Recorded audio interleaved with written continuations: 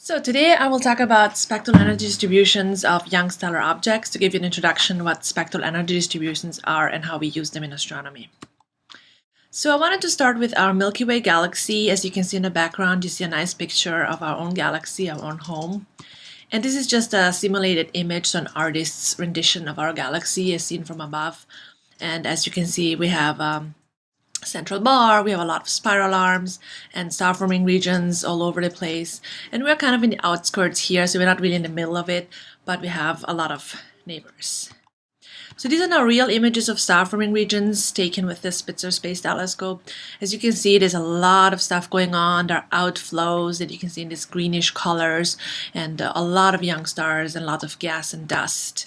And this is the Orion Nebula. Also here we have a lot of young stars and dust and gas. This is not the real colors like your eye would see, but the infrared colors just color-coded by the different filters that were used.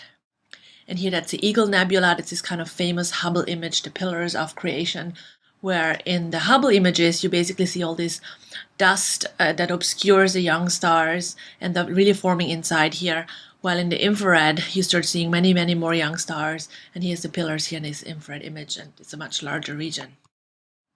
So what are spectral energy distributions? So first of all, let's start, for example, Rho Ophiuchi, a star-forming region, where we have here two images, one in the near-infrared, one in the mid-infrared. And as you see also in the near-infrared, we are affected by extinction. So you see much fewer stars, and it's very hard to see them, for example, in the central region. Well, if you go to longer wavelength, the mid-infrared, you start seeing many, many more young stars.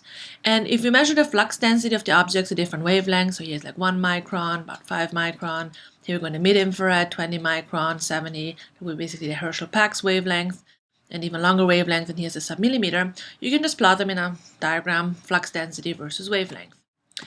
But we like to plot them in a nu F nu versus lambda. So it's basically the same diagram, just plotted a little bit differently. And what I have here in front is I multiply by nu. And what that does is basically a weighting by the energy of the photons. So h times nu is basically the energy of a photon at a certain wavelength or frequency. They basically correspond c over lambda. And at the shorter wavelength, the photons have more energy. At the longer wavelength, the photons have less energy. So if I weight by the energy of the photon, what happens at a shorter wavelength, I sort of bump up these flux values. So in the SED plot, they end up higher up here as compared over there to the F nu versus lambda plot. Well, at the longer wavelength, actually, it sort of gets dragged down because a photon at longer wavelength has less energy. So what happens is that in this plot, it ends up sort of lower compared to the other points. And we do this because in this way, with the SED plot, we can see where the energy is emitted. So where does the energy of the object lie in? If there's a lot of energy emitted at a shorter wavelength, we see like a lot of points up here. Well, if there's an object, for example, in this case, it also emits a lot of energy of longer wavelength. So it's roughly a flat SED, which the SED plot is therefore useful to tell us how the energy is distributed over the wavelengths. So what do spectral energy distributions look like for different types of objects? So here I have a black body, which is basically hot, for example, a hot ball of gas like our sun. And here's just an artist rendition sun, and then some cooler stars. And here will be Jupiter, which is not really a star, but can also be seen like a black body in a way. And so when we have, for example, a 4000 Kelvin black body, that's a typical temperature for young stars. It peaks more in the infrared, so around 1 micron. And that's the distribution, this shape here. Well, when we have a black body that's cooler, for example 100 Kelvin, as you can see, the peak shifts towards the longer wavelengths. So that's a very characteristic feature of black bodies and SED plots. The peak shifts to longer wavelengths as you have cooler and cooler black bodies. And here are two models of a disk and of an envelope in a disk, and this is just artist rendition. How do we see a disk, a protoplanetary disk, and how do we see an object that has also an envelope around it? And so with the disk, as you can see in the SED plot, we have a peak at the shorter wavelength, so optical in the infrared, that's due to the star, and then we have another peak, broad peak, at the longer wavelengths due to the disk. So we can say that the energy is distributed over all this huge wavelength region because we have a star and a disk. Well, if you only had a star, the SED would really drop dramatically here in the mid-infrared. And when you go over to an object that has an envelope and a disk, as you can see, the SED shifts dramatically to the longest wavelengths, like the far infrared 100 micron, where we have the peak due to the envelope. So the star is very heavily obscured. The disk contributes as well, but less than if we didn't have the envelope. And the envelope definitely emits basically most of the radiation here, the longest wavelength. So when looking at SED plots, we can basically classify young objects, young stellar objects, young stars, to go through different evolutionary stages. So here on the right-hand side, you can see these are true images taken with different telescopes, and on the right-hand side, the bottom here, that's basically just an artist's rendition. And it's basically going through the young stellar evolutionary stages, starting with a class 0 object. That's when a young star just born. It's surrounded by this huge envelope that's falling in onto this central condensation that will become a star. And it's heavily obscured. There's lots of material around it. So you see in the SED plot, it's basically a black body that peaks at longer wavelength, and there's hardly anything at shorter wavelength. That's a very short phase. It lasts only a few 10,000 years or so. So there are very few class 0 objects around just because they live so short. Then we have the class 1 stage. That's still this protostellar stage when we still have an envelope, but it's less dense. There's a lot of material has already fallen down to the middle plane and to the central star. And so we start seeing it at a shorter wavelength, so in the near and mid-infrared. And there's still a peak at a longer wavelength, but there's definitely a distribution of the energy over other wavelengths. And that stage lasts about 100,000 years, maybe a few 100,000 years. So we definitely expect to see more class 1 than class 0 objects when we look at a particular star-forming region. Then the class 2 stage, that's the next stage. That's also the Titori stage. It's a stage when an object is surrounded mostly by a disk that we often call protoplanetary disk because we think planets form in these disks. And as you can see in the SED, now we have the addition of the star, the central object that emits very strongly the shorter wavelength, so basically like a black body around this 4000 Kelvin, like I mentioned earlier. And we have this excess emission at the infrared wavelength due to the disk. And over time, the disk evolves too. We have larger bodies forming, more material being accreted by the central star. So the excess in the infrared decreases. We see less emission later than in earlier stages. And that lasts several million years. While after maybe 10, maybe a few tens of million years, usually 10 million years, the whole disk is dissipated, it's the material used up, so to speak, and we end up with a class 3 object where it's basically just a black body from the central star, maybe a little bit of excess, but that's basically the end of the evolutionary stage. And what we do is we can use the SEDs in a more quantitative way to classify these objects, and we use the spectral index, which is basically just the slope of the SED. So if you have this positive slope that's steeply rising, we talk about class 0 object, while in class 1 objects actually, and if the SED decreases and more steeply, so we have a class 2 object and eventually a class 3. So if the spectral index, so the slope is positive, we identify that as a class 1. Class 2 has between 0 and -2, and class 3 has a slope between -2 and -3. And -3 is actually what we expect for a star if it's just a photosphere with no excess emission. So that's the way how we classify these objects, mainly by these spectral indices. So let's look at a particular example. So we have a protostar here in Orion. I just call it Orion 1. And here on the left, you can see images taken with the Spitzer Space Telescope with the MIPS instrument at 24 micron. That's the object right here. At PAC, with PACS, that's on the Herschel Space Telescope at 70 micron and 160 micron. And what we do is just plot nu f nu versus lambda. So we have the 24 micron point, 70, 160 micron point. And then we can also add data from other telescopes and other instruments just to fill in the SED at the shorter wavelength, in the mid-infrared, the longest wavelength, and here identify them. So we have TUMAS, that's a ground-based near-infrared survey that surveyed the whole sky at near-infrared wavelength. IRAC, that's an instrument on Spitzer in the mid-infrared. That's the IRS, the infrared spectrograph on Spitzer. And that's the advantage here, that you can really fill in the SED very detailed because it's a spectrum, so it gives us basically flux density, a lot of wavelength values. And these features here, like due to ices, this is a silicate feature, another ice feature, so we can see all the details here in the mid-infrared. That's again the MIPS point, the PACS point, so PACS actually has these 3 wavelengths. SABUCA, LABUCA is ground-based instruments on a telescope in the Atacama Desert. So basically we can cover the whole wavelength region for a near, mid, far infrared, sub-millimeter. And it shows us how useful it is to have space observatories so we can cover the mid and the far infrared region that's not really accessible from the ground. So we would miss a whole lot by not having those data points. And just to go back, because you saw a protostar SED, a real SED, this is basically what a model would tell us, how the SED is composed of different components. So we have again the star, we have the disk here in the mid-infrared that really dominates with the absorption feature, and then the envelope here in the far infrared, and these are just some model images of some protostars, so showing how we go from the H band, so that's the near infrared, to the mid infrared, to the far infrared, where the appearance changes quite a bit depending on what wavelength you're looking at, and often at the shorter wavelength, depends also how big your telescope is, but in general you have much better resolution at the shorter wavelength than at the longer wavelength, where it sort of becomes kind of a blob. And also to notice that the SED looks kind of different with different inclination angles, so that's a dramatic effect on the SED. When you see the same SED, so the same protostar seen more face on, where it's basically a silicate emission feature even, and a very flat SED. And when we increase the inclination angle, so if you're going down here with the colors, it gets more and more extinguished at a shorter wavelength, so you get less and less emission here. You start getting the silicate absorption at 10 micron.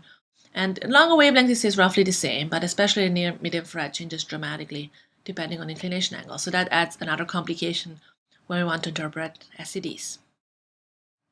So these are now a few SEDs of real protostars in Orion. I just called them Orion 2, 3, 4, and 5. And as you can see, they already look quite different. And from the previous plot, you might tell, yes, it could be a big effect, could be the inclination angle, and that's probably true, that this object might be more heavily inclined. It has this deep silicate feature, while this object here on the right bottom, that's probably much less inclined because it has a more flat SED. And an additional tool to interpret young stellar objects, the fluxes that we get from young stellar objects, are color plots.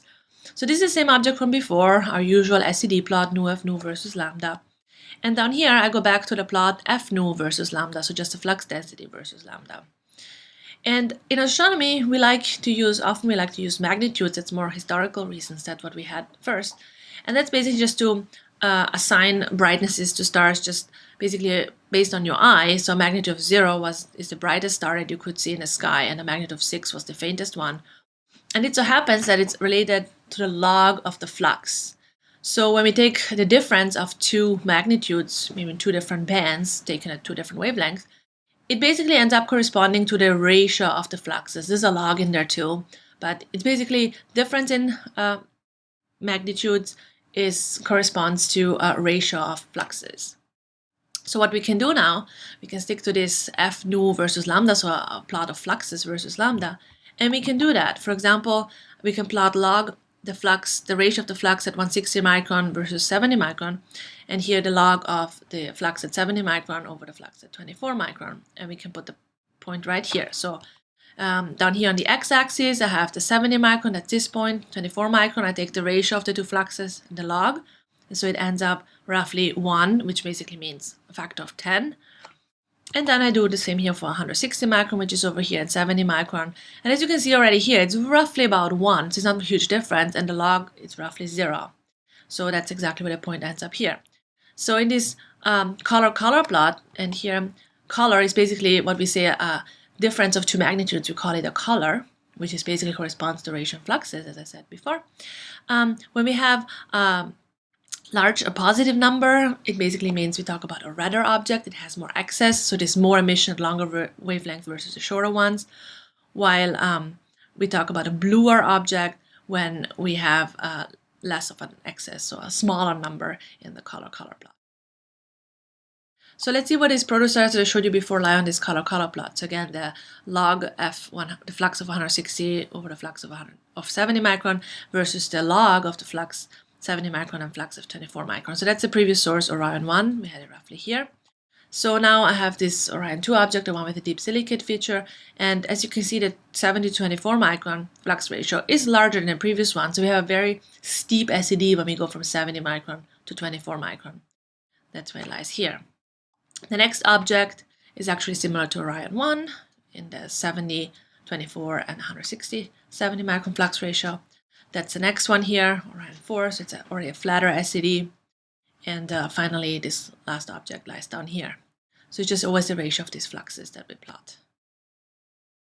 How do we interpret now these color plots? So what we can do is we can compare them to models. So we develop models of young stellar objects. We just think we know their structure, we understand roughly how they evolve. We just have a model of them, which we hope approximates what nature gives us. And so what I can do now, I have model SEDs, and I compute those color plots, or this ratio of fluxes, for the models. And I plot them in this diagram here. So what is shown here in this blue dot is, oops, didn't go too far. It's basically the data points for the models for the high mass inflow rate. So these are basically envelopes where the material from the envelope falls down at a very high rate onto the central protostar. And the shading of the color here is for inclination angle. So the darker colors are for the higher inclined objects, and the lighter colors are for the more face-on objects.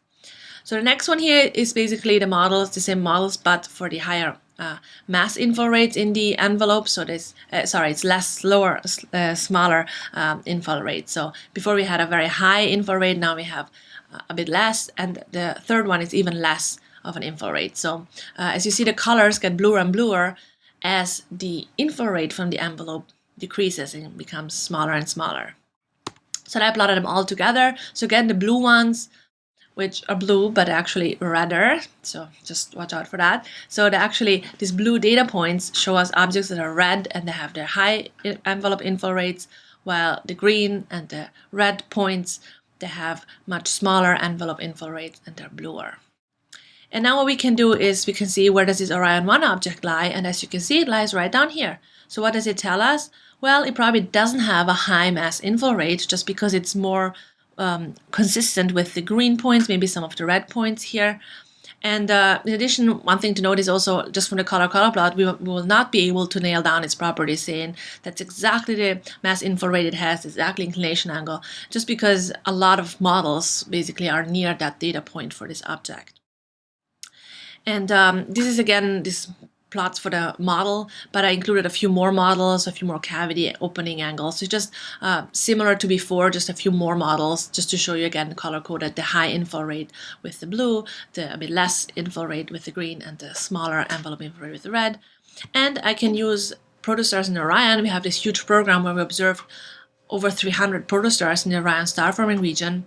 And we observed it with Spitzer and with Herschel, with PACs. So we do have all those 24, 70, 160 micron fluxes. So just can compare how do they lie compared to the models. And actually, they're pretty consistent with the models. So that's actually good news, means that the models do describe this object. So at least we are not totally wrong in having our picture of these young protostars.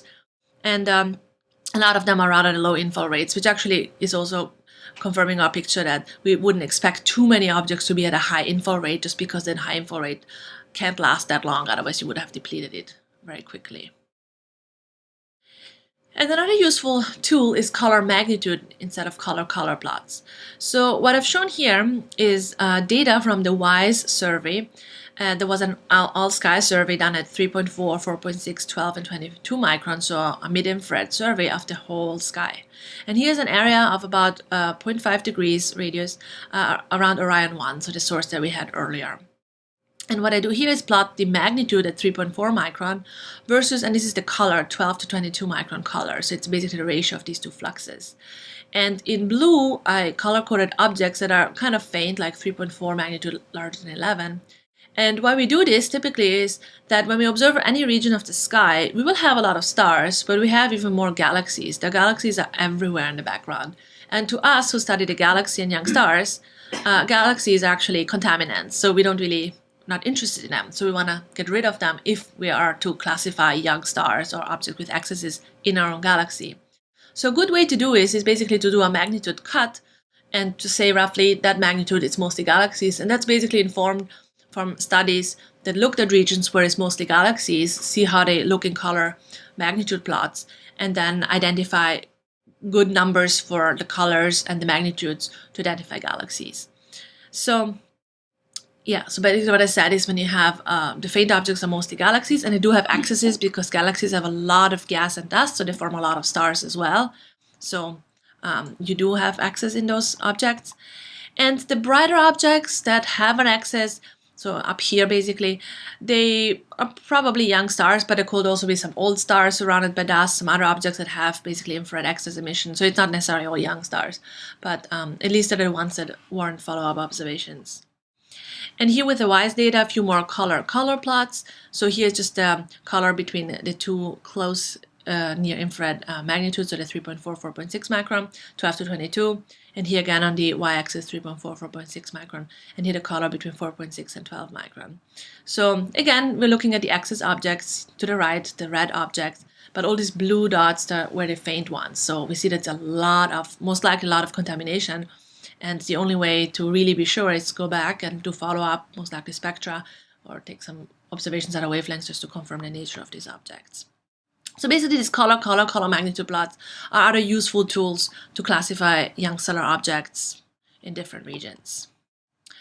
So one more tool to classify these YSOs is using the volumetric temperature and volumetric luminosity. So here I have an SED plot of another protostar called here Orion 6. And the volumetric luminosity is basically just the integral of the flux density. So basically what we do is just sum up the whole flux underneath the SED, and we also multiply by 4 pi d squared, which d is the distance to the object, just because we want to get the luminosity and not the flux, because the flux is the energy that we receive here on Earth. And as you can imagine, the further away the object is, the fainter the flux.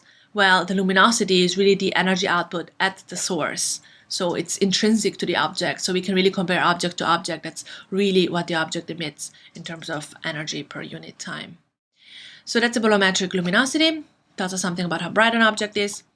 And the volumetric temperature is a little bit more complicated. As you see, it's a very complex equation. But what it does is basically the volumetric temperature, when we do with the calculation, we get the temperature of a black body with the same mean frequency as for the observed flux density. So in this diagram up here, I basically showed you this for this SED here for Orion 6, this vertical line corresponds to the mean frequency, which can be converted to a mean wavelength, of this protostar. So it's at this, about, 80 micron or so. And here the orange dashed line is basically that black body that has the same mean frequency. And as you can see, this black body has a peak more at the longer wavelength. So that's basically what is expected, that most of the energy, again we have this SED plot, most of the energy here is emitted at the far infrared wavelength. So for this particular object, we will get a volumetric luminosity of 9 stellar luminosities and the volumetric temperature of 48 Kelvin. So it's pretty cool material around that object, which is what we expect since we have an envelope. If you had a disk where the peak is at shorter wavelength, we will get a much higher volumetric luminosity, and therefore we would know it's more likely a disk and not an envelope. So the volumetric luminosity is a measure for the total brightness of an object, and the volumetric temperature is a measure for the sort of the characteristic temperature of the dust around the object, and therefore can tell us something about the evolutionary state of the object. So when we have several protostars, like in Orion with our big program, we can plot them all on a L-ball, T-ball, so volumetric luminosity, volumetric temperature diagram. And these are sort of boundaries between the different classes. They're again observationally derived with other indicators to say, okay, this is most likely a class 0, class 1, class 2. So below 70 Kelvin, we have the class 0 stage, so the more deeply embedded object. And then between 650 Kelvin and 70 Kelvin in class 1. So here in this plot, they're divided by early and late class 1s, but they're still class 1s. And then beyond 650 Kelvin in class 2 objects. And of course, there's effect of inclination angle and lack of data certain wavelength. So as you can imagine, when you do an integral and I have no idea what the far infrared flux looks like, I just integrate or I just determine a volumetric luminosity, volumetric temperature, but I might not get the sort of true value just because I don't know what the flux is doing at longer wavelength. So that's some caveat here that ideally we want to cover the SEDs over as many wavelengths as possible to get accurate values. And as with everything here, for the true evolutionary stage, so to really know or confirm that the object is a very young protostar, more evolved protostar, we need different indicators. So maybe also the spectral index, ideally maybe some images and other observations. So in this last part of my talk, I go a little bit more detail about protostellar models and how to compare them to data. So this is basically in our models how we envision the structure of a protostar. So here on the right-hand side, that's basically a protostar seen from a distance in a cartoonish way with an envelope that falls in onto a disk, and there's a central star. It has a certain inclination angle, so you can see here the big eye. That's we're looking at a certain inclination angle for this object. And in here will be more the inner regions where we have an envelope falling onto the disk, material from the disk falling onto the protostar. We have a certain radius for the disk. There's usually cavities that open up just because we have so much accretion going on that some of it material gets launched along this outflow axis or the rotation axis of the protostar. So we can vary all these parameters. So this slide has a lot of data, but just to show you, we have a very, very complex set of models with different cavity angles, different inflow rates. We have different we have different accretion rates, different luminosities for the star and for the disk, different disk radii, and we have an envelope. We just keep it about 10,000 AU and 10 different inclination angles. So we have over 3,000 models, but we have 30,400 SEDs just because we compute one SED for each inclination angle. Like you saw earlier, even though we have the same model, the same properties, if we see the envelope with a different inclination angle, it can look quite differently as an SED. And so what I've been doing now for the last year or two is to get a code running so you can use this 30,400 SEDs and find the best fit model for our protostars in Orion. So first of all, I use photometry and the IRS spectrum to cover the SED from 1.2 to 870 micron, ideally, if we have all these data points. Then I assign weights to the various data points, where the weight is the inverse of the fractional flux uncertainty. So it just means that if the flux uncertainty is really small, for example, is 5% uncertainty, 1 over 0.05 is going to be a larger number. So I give more weight to the wavelengths that have less uncertainty. And if an object has a large uncertainty, 1 over that larger number will give me a smaller weight. So just to make sure that if I have a data point with a more uncertain flux value, that it will not affect the fit too much. Then I fit models from the grid. I use also a scaling factor just to tweak the luminosity, and I also add in the extinction along the line of sight, because between us and that protostar or that star-forming region, there is a lot of dust and gas as well, and that can also affect the SED. So the fitter will take all the models from the grid, apply those scaling factors, extinction, just to see which combination works best for a particular object. And the goodness of the fit is assessed by using sort of a ratio of the observed and model fluxes. There's a weight factor in front, and it's all being summed up over the different wavelengths. So for each object, I get a best fit model, and I also record the scaling factors, extinction, and goodness of fit parameters for all the other models, just to be able to tell what's the second best, the third best, the fourth best model, and be able to compare them. Because if the first best and the second best model are totally different from each other, it might tell us that the model fit is really, really uncertain and it's not well constrained at all. Well, if the first 10 good fits give pretty consistent values, then I can be more confident that I found a reliable model. So for example, this Orion 1 object has been floating around in this talk. That's basically the best fit that I get from my fitter. So as you can see, it's pretty good at the shorter wavelength over the RS region, really great. And then it's kind of discrepant here, the longer wavelength. So the sub-millimeter is actually the model, that's this purple line here, actually underpredicts the fluxes. So that's something to definitely look into. Maybe there's something wrong or there's a problem issue with the data, or I just have to look at the next best models, maybe to do a better job here. And here just to show these other SEDs that I showed earlier that looked different, most likely different inclination angles.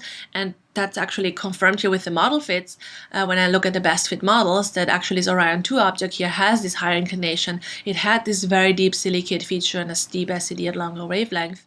And then as you go to Orion 3, Orion 4, Orion 5, the best fit model tells us the inclination angle decreases up to this object here that has a relatively flat SED, and so it's most likely more face-on, and the model tells us so.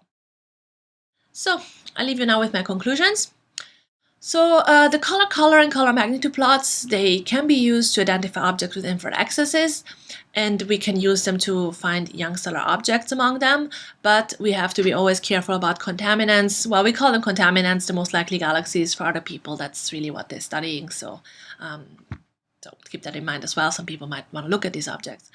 And we can use color, and color magnitude plots to derive their properties by comparing the location in this color magnitude plots with those of models. So it gives us a rough estimate of the properties of the young stellar objects. SEDs definitely give us a more detailed picture of the emission of the object than color plots, especially if we have emission or flux densities available at different wavelengths, not just, for example, 2 or 3. The spectral indices, which is basically SED slope, so the slope of the SED, volumetric temperature, and volumetric luminosity, can be used to estimate the evolutionary state of a young stellar object. And finally, when we fit models from a grid to the SEDs, we can get definitely more refined estimates of the properties. And all of this, just keep in mind that we get estimates, we get some idea of what the protostellar properties or the young stellar object properties are, but there's always some kind of degree of confidence that we have to put to our values. And that's it from me.